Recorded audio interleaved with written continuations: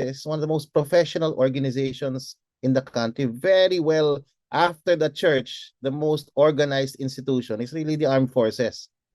Better organized than any bureaucracy we have in any other example of bureaucracy we have in government. They're very organized. They have surveys. They they actually commissions Promokta, surveys. service Quite promokta. yeah, we're open about that. You know, that's how professional the organization is. They find out how people think, and the basic finding was one basic argument was that our basic finding was people support the armed forces. Their trust and approval is high, not just because the armed forces is there during disasters and they see that the public service institution, not just because they're protecting, their professional organization protecting our own sovereignty, our territory, but third, because they're professional and apolitical. It's largely apolitical nature of that people find, you know, is one of the reasons why they trust the armed forces as an institution. Ano yung first reaction, no, after the flood control fiasco? Who's gonna build the bridges? Pagawa na lang sa AFP yan. Pagawa na lang sa... That's how people think of our armed forces now. And that's how they think about themselves now. They've had history is, history has taught them. If they intervene in politics, in the end, they'll be shooting each other. And then be utilized by a politician, and in this case, a geopolitical player. They know all of these things, and they're very clear about their role. Their role is to stay out of politics, to protect the people, to protect the Constitution. And I'm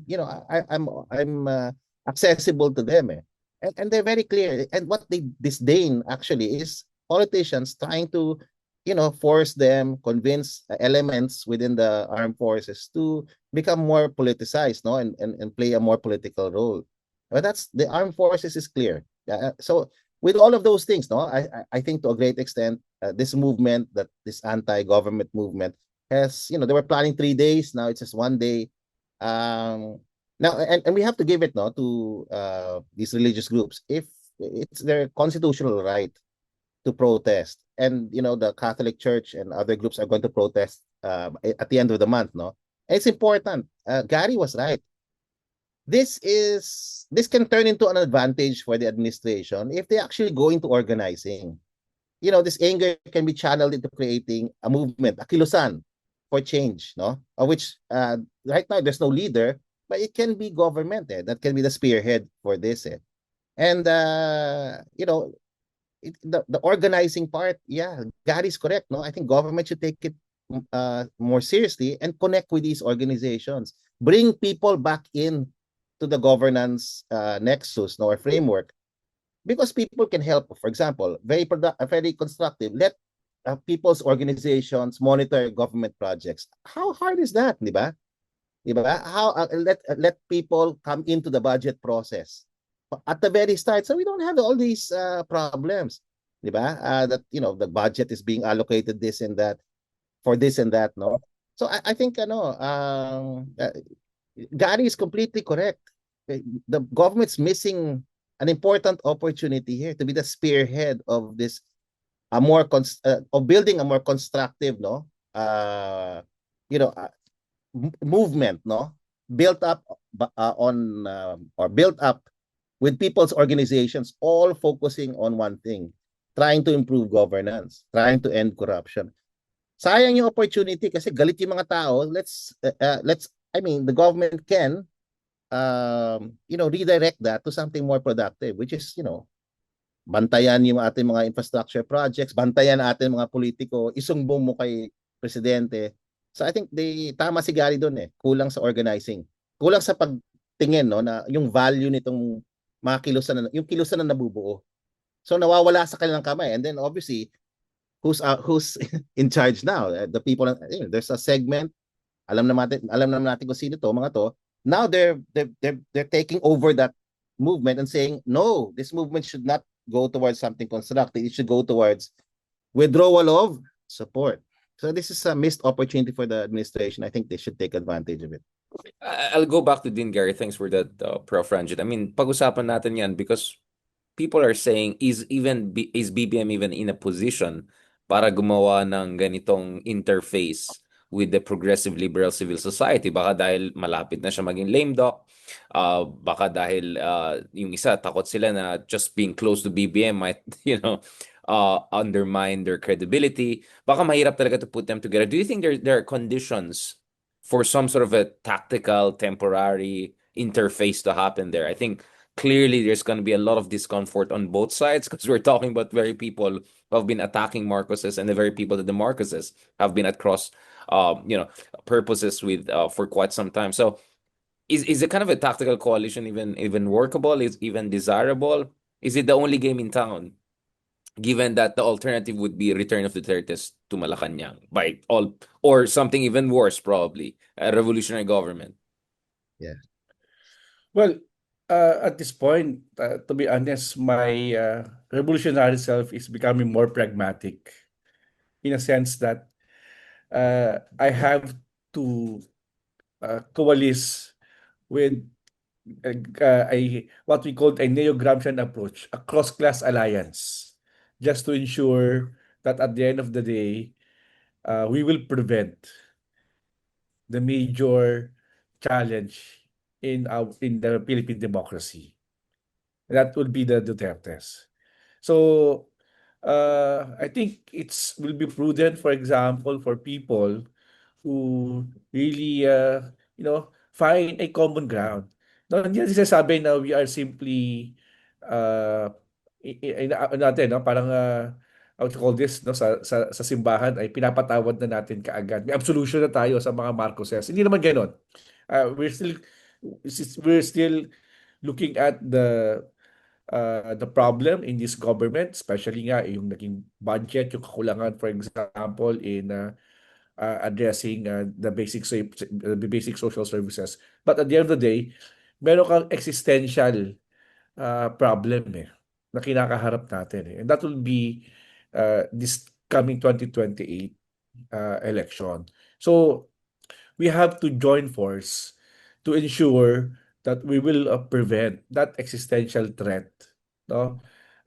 Sa akin ano yan eh, mabigat yan eh. Mabigat yung ganyang challenge na kakaharapin natin. So, working with various sectors in a cross-class alliance, I think is very important kasi it will be a number game eh. Saka tayo magdebate.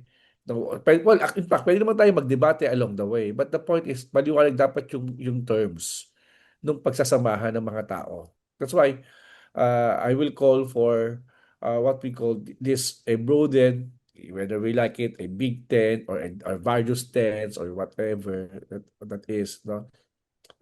But this will carry some hope, no, to hold the line against further abuse in our institutions, weaponizing the law against every one of us who will be, you know, opposing, for example, draconian rule or autocratic rule in the coming years. So yun pa yung mga challenge na nakikita ko na So Dean, importante you think harapin. people will So understand that? Like, yung mga galit na tao na nawala ng pag-asa, don't you think mawala rin sila ng tiwala sa mga liberal progressive groups if they're seen as too close or too accommodating of the incumbent regime out of fear of the return of Duterte or something worse? Like, anong mga well, dapat red lines or anong dapat mga reassurances na pwede nilang gawin para hindi mangyari yan?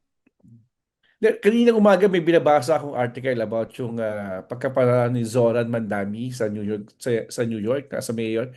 Pero ang dami pwedeng matutunan eh. For example, no, hindi diniscuss ni Zoran yung pagiging immigrant niya, yung pagiging Muslim niya, yung pagiging minority niya, but he simply called to action. Ano ba dapat yung action natin?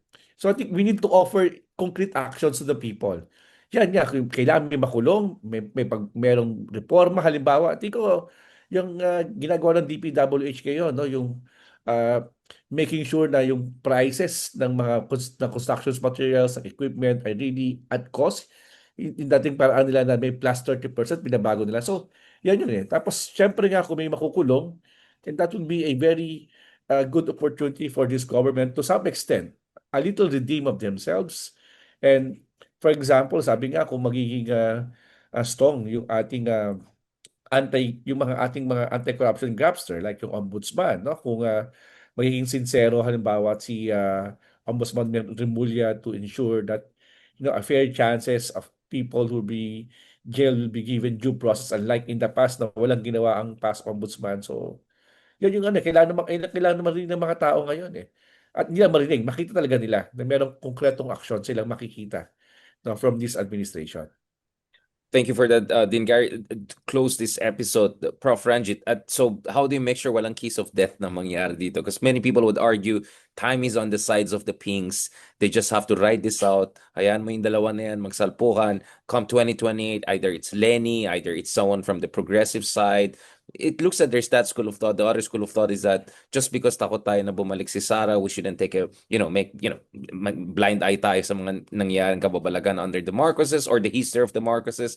There are some healthy debates on what should be the path forward for the so-called third force. I mean, do we even have a third force? I mean, what is your read of this, Prof. Ranjit? I don't know if we have a third force. It doesn't seem apparent in the surveys. Number two, I think that's emblematic of the problem of the anti-Duterte forces. Everybody thinks in terms of family names, families, small things, no, like our group, theirs, no.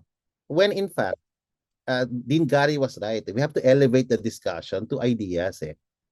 We're defending liberal politics, whatever is left of it in the country. And trust me, Richard, tactical coalitions are the only way for liberal parties in this country to remain viable, especially in a fragmented democracy like ours. Without such coalitions, liberal politics, I should say, risks fragmentation, irrelevance, and eventually captured by illiberal majorities. So, forming tactical alliances built on shared ideas like shared democratic values, institutional reform like anti-corruption, pragmatic objectives, it becomes not just a strategy but a necessity when you're faced with the complete opposite, a authoritarian populist movement that frankly speaking we can't afford to have again reign in our country, so that's one way to look at it, we have to go beyond looking at things from the level of families, dynasties, and start thinking of bigger things. Like, how do we save our democracy? How do we broaden and deepen it? And when we talk about ideas, it's easier. I mean, to some extent, it might be easier to build tactical coalitions based on consensus. That this is the future we want for the country. Let's bring in all those, the coalition of the willing, who want to push this forward. Otherwise, we know what the results of the survey are at this point. I know they're premature. I know they will change, but right now there's a complete opposite of liberal politics now very strongly entrenched, a very strong coalition in place, and for them they just have to sit pretty now, and in fact their tactic naman is very simple. Let's just wait for the administration to implode, and then we'll take over in 2028, as I told you 6 months ago. Okay, but then again, it's really not up to the administration. It's a broader coalition, as